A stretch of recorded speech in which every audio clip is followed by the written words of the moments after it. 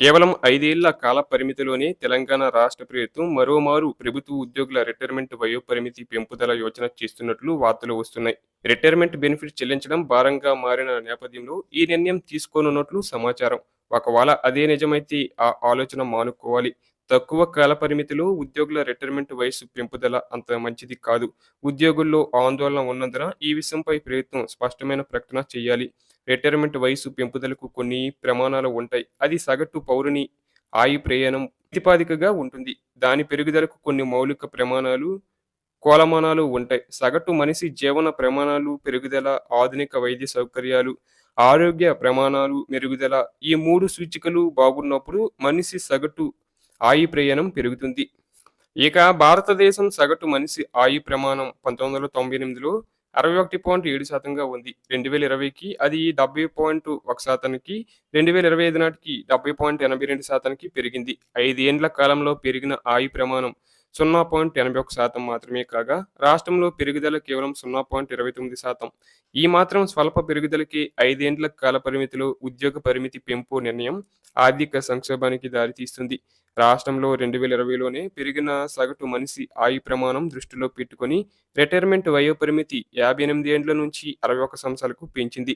ఫలితంగా ప్రతి ఏటా రిటైర్డ్ కావాల్సిన ఉద్యోగులు 3 ఏండ్లకు ఒకసారి 10,000 మంది 2024లో రిటైర్డ్ కావాల్సి వచ్చింది.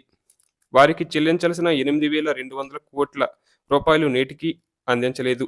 ఉద్యోగులు దాచుకున్న general provident fund, group insurance, gratuity, leave encashment, pension కమ్యుటేషన్‌తో కలిపి ఒక్కో రిటైర్డ్ ఉద్యోగికి 50 లక్షల నుండి ₹1,00,00,000 వరకు ప్రభుత్వం బకాయి పడింది. 2024 ఏప్రిల్ నుండి ఈ బకాయిలు పరంపర పెరుగుతూనే ఉంది. రిటైర్డ్ ఉద్యోగులకు న్యాయబద్ధంగా చెల్లించాల్సిన బకాయిలను చెల్లించలేదు. అలాగే 2025 ఏప్రిల్ నుండి 2026 ఏప్రిల్ నాటికి 1,400 మంది గెజెటెడ్ అధికారులు, 5,000 మంది నాన్ గెజెటెడ్ ఉద్యోగులు, మరో 3,100 మంది ఉపాధ్యాయులు, ఇతర ఉద్యోగులు కలిపి వెరాసి మరో 9,600 మంది రిటైర్మెంట్‌కు సిద్ధంగా ఉన్నారు.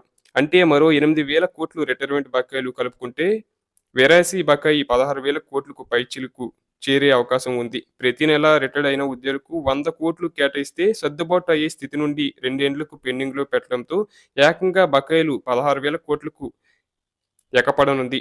ఇప్పటికే రాష్ట్రంలో రిటైర్మెంట్ పొంది బకాయిలు రాక ఆందోళన చెంది ఆత్మహత్యలు, గుండెపోట్లతో మృతి చెందిన వారి సంఖ్య 2 డజన్ల సంఖ్య దాటింది. జిల్లాలో రిటైర్డ్ ఉద్యోగులు నిత్యం ఏదో ఒక ఆందోళన చేస్తూనే ఉన్నారు.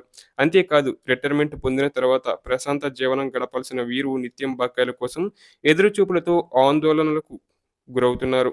ఇక మన పక్క రాష్ట్రాలైన ఆంధ్రప్రదేశ్‌లో 62, కర్ణాటకలో 60 ఏళ్లు, ఉత్తరప్రదేశ్‌లో 60 ఏండ్లు ఉంది. కేంద్ర ప్రభుత్వం సైతం ఒక దశలో రిటైర్మెంట్ వయసు 60 నుంచి 65 ఏళ్లకు పెంచాలని యోచన చేసి విరమించుకుంది. తిరిగి పునరాలోచన చేస్తున్నట్లు తెలుస్తుంది. కేంద్ర ప్రభుత్వ ఉద్యోగుల విషయంలో రిటైర్మెంట్ వయసులో చాలా వ్యత్యాసం ఉంటుంది. సుప్రీంకోర్టు జడ్జి, యూనివర్సిటీ ప్రొఫెసర్, వృత్తిరీత్యా డాక్టర్ వయోపరిమితి 65 సంవత్సరాలు ఉంది. ఎందుకంటే వీరి అనుభవ పూర్వకమైన సేవలు అవసరం కనుక ఆ పెరుగుదల అనివార్యమైంది. అయితే సైన్యం, నేవీ, వాయుసేన అధికారులు రిటైర్మెంట్ వయోపరిమితి వివిధ కేడర్లను బట్టి 42 ఏళ్ల నుండి 60 ఏండ్ల వరకు ఉంది. ఇప్పుడు రాష్ట్రంలో మరోమారు తక్కువ కాల వ్యవధిలో ఆయు ప్రమాణ సూచి ఆశించినంత పెరగకుండా ఉద్యోగుల వయోపరిమితి పెంచడం వల్ల ఇప్పుడు చెల్లించాల్సిన రిటైర్మెంట్ బకాయిలు అదనపు భారం మరో 8,000 కోట్లు తాత్కాలికంగా ఉపశమనం పొందవచ్చునేమో. కానీ మరి 2 ఏండ్లు తర్వాత ప్రభుత్వానికి అదే మోయలేని భారం, శాపం అవుతుంది.